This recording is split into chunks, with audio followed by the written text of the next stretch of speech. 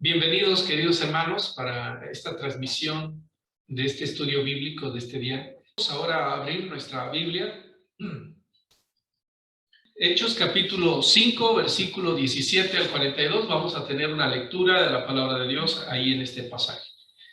Dice la palabra de Dios: Entonces, levantándose el sumo sacerdote y todos los que estaban con él, esto es la secta de los saduceos, se llenaron de celos y echaron mano a los apóstoles y los pusieron en la cárcel pública.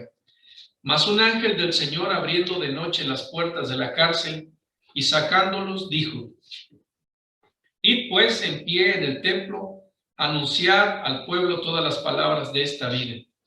Habiendo oído esto, entraron de mañana en el templo y enseñaban. Entre tanto vinieron el sumo sacerdote y los que estaban con él y convocaron al concilio y a todos los ancianos de los hijos de Israel, y enviaron a la cárcel para que fuesen traídos. Pero cuando llegaron los alguaciles, no los hallaron en la cárcel, entonces volvieron y dieron aviso, diciendo: Por cierto, la cárcel hemos hallado cerrada con toda seguridad, y los guardas afuera de pie ante las puertas, mas cuando abrimos a nadie hallamos dentro. Cuando oyeron estas palabras, el sumo sacerdote y el jefe de la guardia del templo y los principales sacerdotes dudaban en qué vendría a parar aquello. Pero viniendo uno, les dio esta noticia: He aquí los varones que pusisteis en la cárcel están en el templo y enseñan al pueblo. Entonces fue el jefe de la guardia con los alguaciles y los trajo sin violencia porque temían ser apedreados por el pueblo. Cuando los trajeron, los presentaron en el concilio, y el sumo sacerdote les preguntó, diciendo: ¿No os mandamos estrictamente que no enseñaseis en este nombre? Y ahora habéis llenado a Jerusalén de vuestra doctrina, y queréis echar sobre nosotros la sangre de este hombre. Respondiendo Pedro y los apóstoles dijeron: Es necesario obedecer a Dios antes que a los hombres. El Dios de nuestros padres levantó a Jesús, a quien vosotros matasteis colgándole en un madero. A este Dios ha exaltado con su diestra por príncipe y salvador, para dar a Israel arrepentimiento y perdón de pecados. Y nosotros somos testigos suyos de estas cosas, y también el Espíritu Santo, el cual ha dado Dios a los que le obedecen. Ellos, oyendo esto, se enfurecían y querían matarlos. Entonces, levantándose en el concilio, un fariseo llamado Gamaliel, doctor de la ley, venerado de todo el pueblo, mandó que sacasen fuera por un momento a los apóstoles. Y luego dijo: Varones israelitas, mirad por vosotros lo que vais a hacer respecto a estos hombres. Porque antes de estos días se levantó Teudas, diciendo que era alguien. A este se unió un número como de 400 hombres. Pero él fue muerto, y todos los que le obedecieron fueron dispersados y reducidos a nada. Después de esto se levantó Judas el Galileo en los días del censo, y llevó en pos de sí a mucho pueblo. Pereció también él, y todos los que le obedecían fueron dispersados. Y ahora os digo: apartaos de estos hombres y dejadlos, porque si este consejo o esta obra es de los hombres, se desvanecerá. Mas si es de Dios, no la podréis destruir. No seáis tal vez hallados luchando contra Dios. Y convinieron con él, y llamando a los apóstoles después de azotarlos, les intimaron que no hablasen en el nombre de Jesús, y les pusieron en libertad. Y ellos salieron de la presencia del concilio, gozosos de haber sido tenidos por dignos de padecer afrenta por causa del nombre. Y todos los días en el templo y por las casas no cesaban de enseñar y predicar a Jesucristo. Amén. Bien, vamos a ahora dedicarnos al tema de la enseñanza. Hoy continuamos con nuestro estudio sobre historia del cristianismo. Vamos a orar para pedir la bendición de Dios. Oremos. Gracias Dios te damos porque tú eres exaltado en gloria. Y hoy entramos a tu presencia con acción de gracias, con alabanza. Queremos alabarte, pero también queremos recibir de ti la enseñanza, la instrucción. Hoy queremos darte gloria a ti y pedimos tu bendición en el tiempo de la enseñanza. En el nombre de Jesucristo, tu Hijo. Amén. Te lo pedimos. Amén. Bien, hermanos, como hemos estado estudiando el tema, esta serie sobre la historia de la iglesia, El día de hoy vamos a continuar hablando acerca de los esfuerzos de hombres que, además de Martín Lutero, otros hombres importantes de la Reforma, contemporáneos a Lutero, Dios en su gracia usó a estos hombres para el avance del movimiento de la Reforma protestante. En el pasaje que leímos en la lectura del capítulo 5 del libro de Hechos, en el versículo 29 dice Lucas, el escritor, respondiendo Pedro y los apóstoles dijeron, es necesario obedecer a Dios antes que a los hombres. Si algo caracterizó a los hombres del periodo de la Reforma protestante fue su profunda convicción de que por encima de la imposición de las opiniones de los hombres, de los mandatos de hombres, de reyes, de papas y de tantos líderes humanos, estaba su confianza en la verdad de la palabra de Dios, de que es necesario obedecer a Dios por encima de los hombres. Este principio de que se debía seguir su conciencia, como mismo Martín Lutero le dijo, soy cautivo de mi propia conciencia y no puedo ir en contra de ella. Estos hombres pusieron por encima de todo su convicción de obedecer a Dios. Después de la muerte de Martín Lutero en 1546, se levantaron otros hombres que guiaron a la iglesia luterana. Entre estos hombres se encuentra Philipp Melanchthon, Andreas Osander y Martin Bucer. Ninguno de ellos tuvo el mismo nivel de influencia, pero algunos tuvieron igual brillo e incluso mejor temperamento que Philipp Melanchthon. Especialmente él tuvo esa visión. Lutero no quiso que sus seguidores fueran llamados luteranos, solo cristianos. Él dijo lo siguiente, lo primero que pido es que las personas no usen mi nombre y no deberían llamarse luteranos, sino cristianos. ¿Qué es Lutero? La enseñanza no es mía, tampoco fui crucificado por nadie. ¿Cómo es que yo, un gusano inmundo, llegué al punto en que la gente llama a los hijos de Cristo por mi malvado nombre? Así que Lutero en un principio no tenía el deseo de que sus seguidores se llamaran luteranos. En 1580 se elaboró el Libro de la Concordia, que resume y define el luteranismo de una manera que la mayoría de los luteranos ya han acordado. Por mucho que se hayan dividido sobre otros temas, en este libro de la Concordia se acordó una posición unificada entre los diferentes grupos luteranos. Desde 1618 a 1648, Europa se vio envuelta en una de las peores guerras de la historia. Y podemos decir este periodo de la conocida Guerra de los 30 años, en la que fue un periodo triste, lamentable en Europa, pero no menos importante porque es increíblemente difícil descubrir qué estaba pasando en la tierra. Nominalmente se trata de una guerra entre protestantes y católicos, llevada a cabo principalmente en Alemania, acerca de quién iba a controlar religiosamente a Europa continental. Más realísticamente, también tuvo factores económicos, políticos y morales. El principal resultado de la guerra fue la completa devastación y despoblación de Alemania Central y la comprensión de que la división entre protestantes y católicos no se resolvería con las fuerzas de las armas. Otro resultado de esta guerra de los 30 años, de 1618 a 1648, fue que el luteranismo no fue digamos, el grupo protestante dominante, sino que dedicaron gran parte de su energía a la lucha y no gastaron casi nada en misiones o desarrollo teológico. Esto significaba que los anglicanos, los reformadores, otros grupos reformadores y otro grupo llamado los puritanos se adelantaron tanto en términos de número como en teología. El luteranismo solo experimentó dos grandes expansiones en su historia, gran parte debido a esta guerra de los 30 años.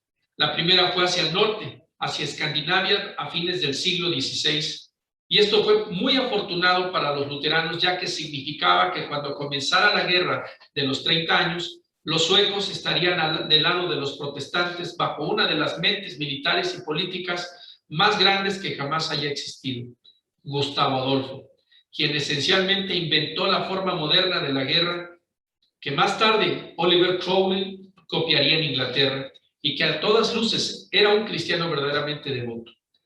La segunda gran expansión fue en una ola de inmigración de Alemania hacia los Estados Unidos a principios del siglo XVIII, justo antes del Gran Despertar, lo que significaría que Estados Unidos tiene una población considerable de luteranos, al menos en comparación con la mayoría de otros países.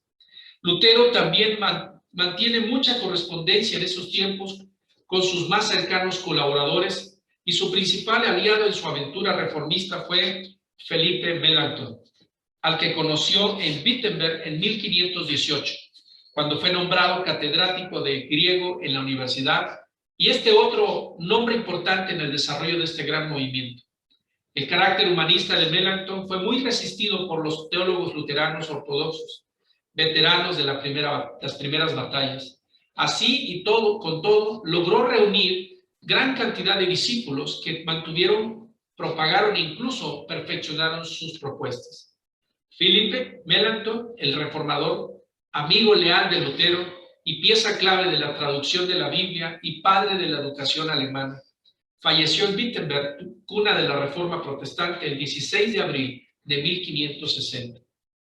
Ahora, entre los principales protagonistas de la Reforma Protestante, obviamente se encuentra Martín Lutero, teólogo y fraile alemán, principal impulsor de la Reforma Protestante, quien nació en 1483 y falleció en 1546.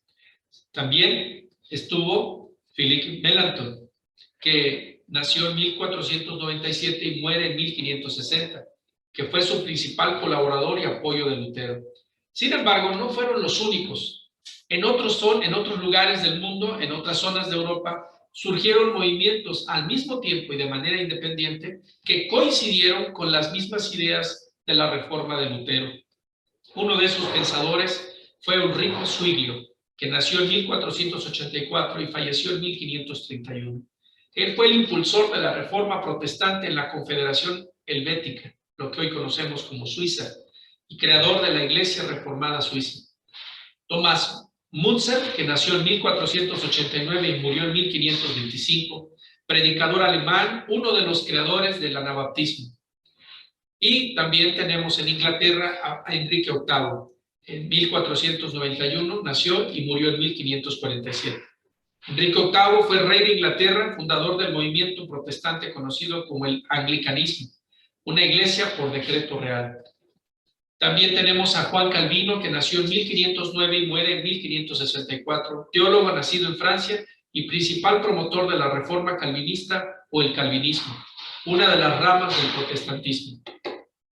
John Knox, también nacido en 1514 y falleció en 1572, predicador escocés, padre de la reforma escocesa y fundador del presbiterianismo. Pero entonces hablemos de estos personajes también. Quiero hablar acerca de Philippe Melanchthon. Philippe, de apellido original Schwarzer, de origen judío, había nacido en Bretten, Alemania, en 1497 y fue un joven prodigio en los estudios. Cursó en las universidades de Heidelberg y de Tübingen. Al ingresar en el primero de estos dos centros, con tan solo 12 años de edad, su tío, el humanista y hebraísta Johannes Reuchlin, gran erudito del griego y hebreo, le aconsejó que cambiara su nombre por su paralelo en griego Melanchthon, que significa tierra negra.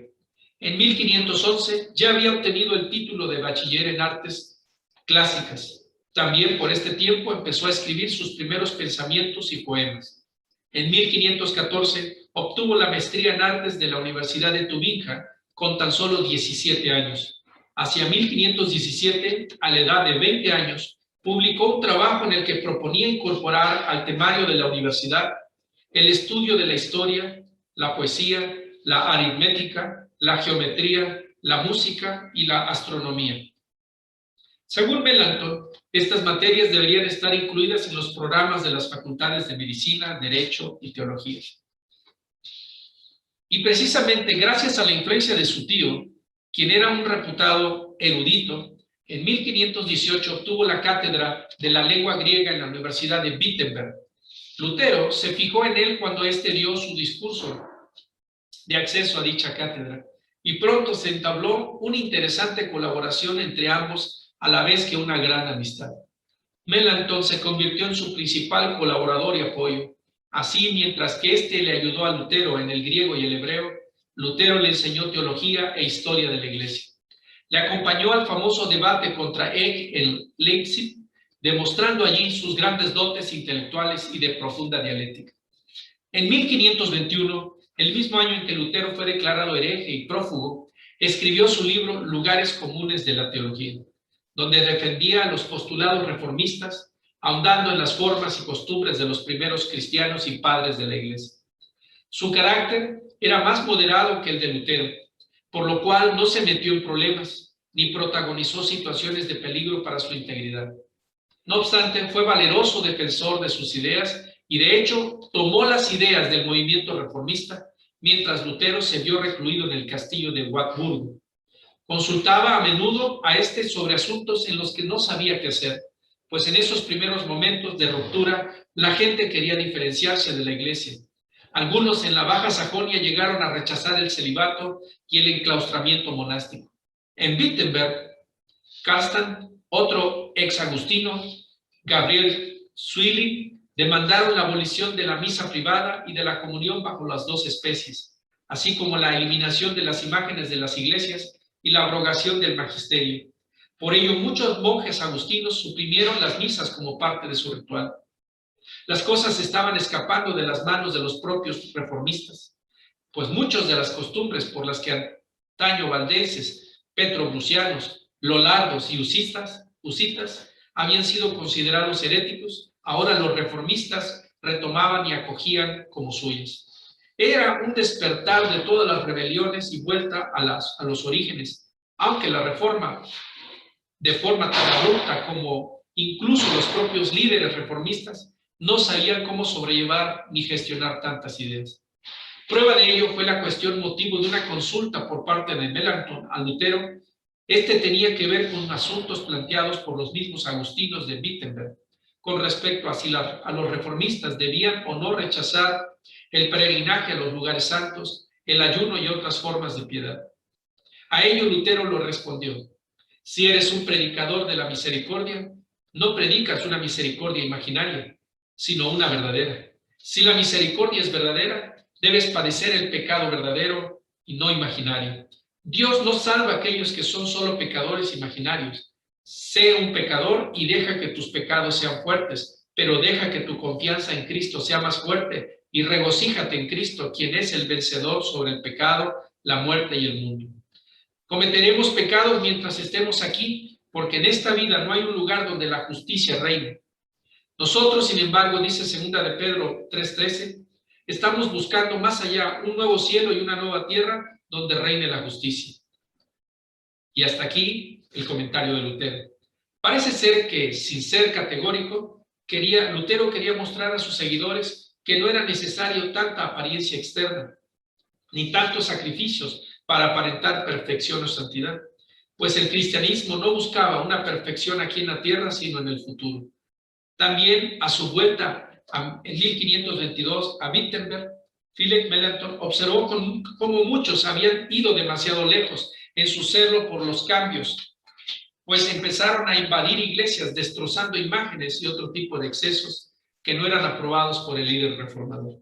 Así que podemos decir que la característica de Philipp Melanchthon era que era un poco más moderado en sus propuestas que Lutero y algunos otros reformadores como Ulrico Zwinglio, quien era más de extremo. Interesante es que Philipp Melanchthon también le dio importancia a la preparación en otras áreas académicas. No solamente estos hombres eran estudiosos de teología, sino eran estudiosos de las ciencias y de las artes, cosa que hoy en día muchos de nosotros como cristianos hemos descuidado. Hermanos, el hecho de que estudiemos teología, y esto es algo muy importante, no debe impedirnos conocer otras áreas de las ciencias y las artes. El conocimiento de estas cosas debe llevarnos a darle la gloria a Dios y a honrarlo a Él. Pero es importante que los creyentes y la iglesia hoy en día estemos más preparados, ya que el mundo está avanzando y los creyentes, desgraciadamente, la iglesia, se están quedando atrás. Otro personaje de este periodo de la Reforma fue Ulrico Zwinglio. Nacido el 1 de enero de 1484 en Wildau, Suiza, era hijo de un granjero exitoso en el valle de Togaburg, en los Alpes orientales.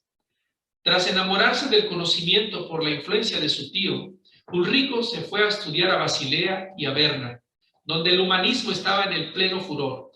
Después de graduarse de las universidades de Basilea en 1506, se convirtió en párroco en la aldea de Glarus. Desde el principio, Zwinglio tomó en serio sus deberes sacerdotales. Más tarde escribió, abro comillas, aunque era joven, los deberes eclesiásticos me inspiraron más miedo que alegría, porque sabía y sigo convencido de que daría cuenta de la sangre de las ovejas y que perecería como consecuencia de mi descuido. El sentimiento de responsabilidad por su cargo motivó al creciente interés de Ulrico Zwinglio en el estudio de la Biblia. En una época en que los sacerdotes a menudo no estaban familiarizados con las Escrituras, Ulrico Zwinglio quedó fascinado con ellas después de comprar una copia de la traducción del Nuevo Testamento de Erasmo de Rotterdam y comenzó a aprender griego por su propia cuenta, utilizando el Nuevo Testamento en griego mientras memorizaba largos pasajes de la Escritura.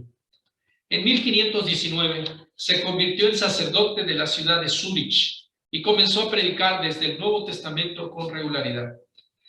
Quiere decir que él empezó un estudio expositivo de las Escrituras. Es muy interesante que estos hombres estaban inclinados al estudio expositivo de la Escritura.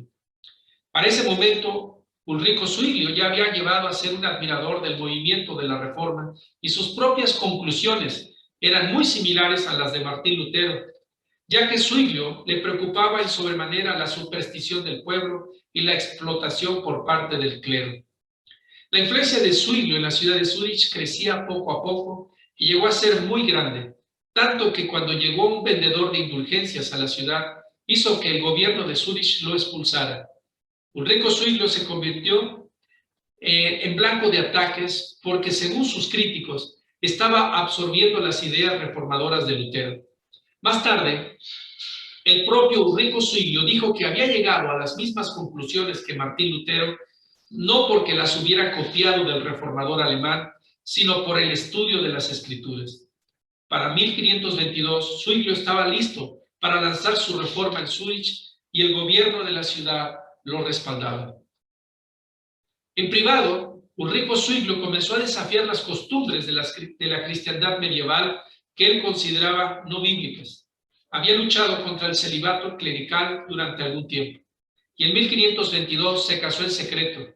Ese mismo año rompió el ayuno tradicional de Cuaresma al comer salchichas en público y escribió sobre el verdadero sentido del ayuno. Para 1523 estaba listo para llevar sus ideas a un público más amplio y en enero lo hizo justo ante el ayuntamiento de Zúrich, en lo que ahora se le llama la primera disputa. La segunda disputa llegó en octubre y con la aprobación adicional del concilio se llevaron a cabo más reformas. Las imágenes de Jesús, María y los santos fueron retiradas de las iglesias y la Biblia debía tener preeminencia. Las circunstancias, hermanos, se movieron rápidamente. Después de ese evento, en 1524, se casó públicamente con su esposa, insistiendo en que los pastores tenían derecho a casarse. En 1525, él y otros convencieron a la ciudad de abolir la misa y reemplazarla con un servicio simple que incluía la cena del Señor, pero solo como un memorial simbólico. A partir de ese año, surgió una reforma bíblica en Suiza, llevada a cabo por Ulrico Zwinglio y las autoridades. Con el apoyo del gobierno de Suiza, Zwinglio empezó a llevar a cabo una reforma en la ciudad de Zúrich. El reformador estaba determinado a realizar una restauración del cristianismo en base a las prácticas bíblicas. En ese orden de ideas, nada que no estuviese contemplado en la Biblia o que hubiese sido impuesto por el catolicismo debería ser tolerado dentro o fuera de la iglesia de la ciudad. Bajo el liderazgo de Zwinglio empezaron a suceder varios cambios importantes en la ciudad. Por ejemplo, se empezaron a ofrecer la comunión tanto a hombres como a mujeres. Muchos sacerdotes y monjas se casaron y se estableció un sistema educativo gratuito y general. Finalmente, muchos laicos y clérigos de Zúrich empezaron a propagar las ideas de la Reforma en otras zonas de Suiza. Ahora, ¿cuáles eran las diferencias entre Ulrico Zwinglio y Martín Lutero? A pesar de las similitudes, Lutero y Zwinglio habían llegado a sus conclusiones desde dos orillas distintas, pero que coincidieron en varios puntos. Para Martín Lutero, sin embargo, sus conclusiones partieron de su encuentro personal con la justificación por la fe, sobre todo durante su estudio profundo que tuvo de la Carta a los Romanos. Para Ulrico Zwinglio, él llegó a las conclusiones similares a las de Lutero a través del estudio general de la Escritura. Lutero creía que la iglesia que se reformaba debía desechar solamente aquello que contradecía las Escrituras. Para Zwinglio, la reforma consistía en deshacerse de todos los elementos que hubieran sido incorporados por la iglesia a través de los siglos, por insignificantes que fueran. Esas visiones chocarían en el tema de los sacramentos. Parece ser que la reforma de Zwinglio era aún más profunda, más radical que las de Martín Lutero. Sin embargo, ambos desde orillas distintas llegaron a las mismas conclusiones. Interesante es que fue a través del estudio de la Escritura que ambos reformadores llegaron a estas conclusiones.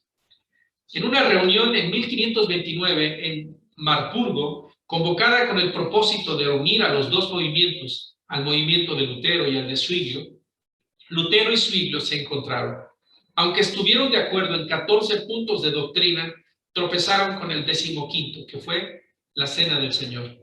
Lutero insistía en la presencia literal de Cristo en la cena, mientras que Ulrico Zwinglio se resistió a esta idea, argumentando que la presencia de Cristo era solamente simbólica. Así que el punto que causó esta diferencia fue la doctrina católica romana de la transustanciación, que los luteranos de alguna manera mantuvieron, y los reformadores del movimiento de Zwinglio en Suiza rechazaron rotundamente.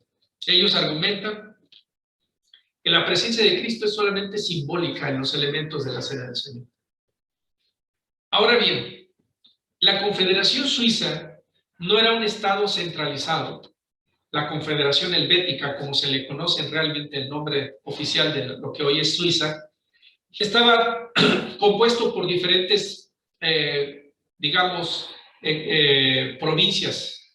Se trataba de la unión de diversos estados o provincias, cada uno con su propio gobierno y sus leyes, que se habían confederado para fortalecer su posición y garantizar su independencia. Cuando llegó la Reforma, algunos de estas provincias se unieron al movimiento, mientras que otras se mantuvieron en el catolicismo. Obviamente había un ingrediente político dentro de estos movimientos. Las provincias católicas se unieron al emperador Carlos V y finalmente en 1531 las 5 provincias católicas atacaron por sorpresa a la ciudad de Zúrich, y Zwinglio salió a defender la ciudad con un primer destacamento y fue asesinado en medio de la batalla. Pero Zúrich siguió siendo protestante y bajo el liderazgo de Heinrich Bullinger, el sucesor de Ulrico Zwinglio, esta rama única de la Reforma continuó floreciendo. La Reforma en Suiza se siguió enriqueciendo y el legado pasaría una década después a Juan Calvino. Ulrico Zwinglio fue un reformador, hermanos, adelantado a su tiempo, que encontró su propio camino hacia una reforma al estudiar con pasión y diligencia las Escrituras, bien como dice el apóstol Pedro, que nosotros tenemos en la palabra profética más segura, o como bien dice el apóstol Pablo a Timoteo, en 2 Timoteo 3:16, que toda la Escritura es inspirada por Dios y útil para enseñar, para redarguir, para corregir y para instruir en justicia. Ulrico Zwinglio encontró en las Escrituras un tesoro maravilloso que aprovechó, que estudió profundamente, y eso le llevó a descubrir estas verdades que llevaron a esta reforma. Él no necesitó de un referente. En realidad, él no se basó en la reforma de Lutero. Ambos llegaron al mismo punto por lados distintos, pero coincidiendo. La lectura de la Biblia llevó al rico Zwinglio a la verdad. Las diferencias entre Lutero, Melanchthon y Zwinglio eran sobre todo de carácter. ya que este último era más contundente. Zwinglio fue más, digamos, más drástico, en una posición de alguna manera más firme y claro en sus planteamientos, y no temía en nada romper con las tradiciones. En su Suiza natal parece ser que la gente sencillamente aceptó sus verdades y su nueva posición doctrinal de buena gana, por lo menos la mayoría de ellos. Hubo algunas zonas, sobre todo limítrofes a Italia, en las que no aceptaron su posición doctrinal y continuaron siendo católicos. En cambio, Lutero quería ganarse al pueblo poco a poco, de alguna manera diplomática, introduciendo paso a paso los cambios. El hecho de haber sido monje en un monasterio marcó la vida de Lutero, su carácter menos optimista que Zwingli. Aunque fue enérgico en sus planteamientos, por ejemplo, al hablar de la interpretación de la Biblia como algo que debe ser materia personal y no implantada por un líder o una jerarquía, eso le trajo no pocos quebrantamientos de cabeza. Solo durante el año que se mantuvo aislado en el castillo de Wartburgo, sus partidarios ya empezaron a interpretar sus doctrinas en un sentido que Lutero no había previsto. En muchos casos, él iba detrás de los acontecimientos. Por ejemplo, en el caso de los conventos y monasterios, muchos entendieron que no cabía en el verdadero cristianismo la pertenencia a ninguna clase de monasterio o convento. Y comenzaron a decir que se debía destruir todas las pinturas, estatuas o imágenes religiosas y que los sacerdotes tenían el deber de casarse, y no solo afirmaban que la iglesia cristiana no debía tener propiedades, sino que según sus interpretaciones de la Biblia, en que todos los cristianos debían tener las mismas propiedades y que por lo tanto se debía abolir la propiedad privada y repartir todos los bienes entre los integrantes de la comunidad cristiana. Algo curioso es que parecía una especie de comunismo primitivo. Al principio del propio Lutero se opuso a muchas de estas formas de entender la reforma cristiana, pero con el tiempo tuvo que aceptarse la realidad, pues él había abierto la puerta a este entendimiento y sus partidarios tenían cierta razón. Así sucedió que en el año 1523, el 8 de abril, Lutero le escribe a un amigo suyo llamado Wenceslao diciendo lo siguiente: ayer recibí a 9 monjas de un cautiverio en el convento de Nimschen. Parece ser que Lutero había decidido ayudar a escapar a 12 monjas del monasterio cisterciense en Nimschen, cerca de Grima, en Sajonia, sacándolas del convento dentro de barriles. 3 de ellas se marcharon con sus parientes, mientras que las otras 9 fueron llevadas a Wittenberg. En este último grupo se encontraba Catalina de Bora, quien más tarde llegaría a ser su esposa y con la que tuvo 6 hijos. Lutero, sin embargo, supo reconocer que era imposible una reconciliación con la iglesia. Ya al final de su vida casi reconoció que era imposible una reconciliación con la iglesia, y por ello dispuso de ciertas disposiciones, como el nombramiento y ordenación de líderes o pastores. Incluso debido a que pocos obispos católicos se acogieron a su reforma, se nombrarían a ciertos representantes gubernamentales para que temporalmente administraran la iglesia. Así se llamó a estos príncipes evangélicos, los cuales serían solo obispos de urgencia. Y aunque no quería imitar el sistema eclesiástico católico, los cuales serían solo obispos de urgencia, sí se mantuvo durante un tiempo una especie de obispado llamado episcopado apostólico, algo que todavía perdura en el luteranismo del norte de Europa. Por otro lado, si Lutero era moderado, fue gracias en parte a su principal colaborador, Felipe Melanchthon, quien lo era aún más, por lo menos al principio. Quiso conciliar el catolicismo con la reforma, por ello rechazó la unidad con Zwinglio y denunció a otros extremistas. Pero también su actitud cambió con el tiempo, viendo que la reconciliación era prácticamente imposible. En 1526 fue el hombre clave, pues participó en reuniones junto con otros 27 delegados en las que se organizaron y unificaron las constituciones de las iglesias reformadas de Alemania. El nombre de protestantes dados a los seguidores de Lutero fue atribuido en 1530, después de un fracasado intento en 1529 con la Dieta de Spira, en la que no pudo convencer a los príncipes y nobles para que se sometieran a la autoridad del Papa, el emperador Carlos V, intentando así convencer a los príncipes, no pudiendo convencerlos. Convocó otra dieta en la ciudad de Augsburgo y en ella intentó conseguir que los luteranos y los católicos se pusieran de acuerdo para aceptar una doctrina cristiana común que superase las divisiones religiosas. Lutero fue invitado a de nuevo asistir, pero se negó y en su lugar envió a Felipe Melanchthon. Por parte católica se encontraban, entre otros, el erasmista Alfonso de Valdés, hombre que podía coincidir en actitud humanista con Melanchthon, pero no era suficiente, pues al parecer también estaba el intratable e intolerante Johann Eck. Frente a estos, un Melanchthon convertido en portavoz y principal ponente del lado protestante, que se vio obligado, pese a su carácter apacible y moderado, a no entrar en ningún compromiso con los católicos y no ceder ni un ápice por las presiones de los protestantes más extremistas y vistas las pretensiones del lado católico. Parece que las intenciones, por lo menos de los que representaban al Papa, eran extremadamente duras y sobre todo las de Johann Eck, el acérrimo enemigo de Lutero, quien presentándose con un documento llamado 404 artículos contra la herejía luterana y como si de una guerra se tratase, llegó allí dispuesto a que estos se rindieran y recibieran su castigo. Así que la posición católica siempre fue en contra del movimiento protestante. Los esfuerzos de Carlos V en la dieta de Spira fueron inútiles. Melanchthon se negó a cualquier acuerdo y en su lugar los luteranos redactaron la llamada Confesión de Augsburgo, en la que exponían sistemáticamente todos los principios de su doctrina. De esa manera se inició un camino sin retorno, uno de más libertad y de nuevas perspectivas religiosas, que llevará a que prácticamente todo nuevo movimiento religioso surja de parte del protestantismo.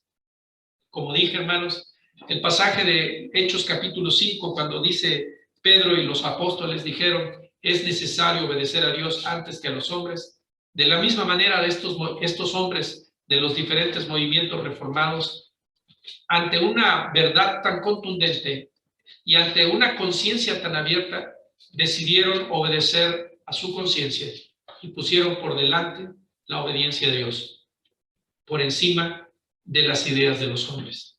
Gracias a Dios por las vidas de esos hombres, aún sin ser perfectos, aún con sus imperfecciones, fueron un invaluable instrumento de Dios, una bendición, una invaluable bendición y un instrumento de Dios para que hoy en día nosotros podamos tener la palabra de Dios en nuestras manos y podamos tener la libertad de estudiar las Escrituras. Gracias a Dios por las vidas de estos hombres.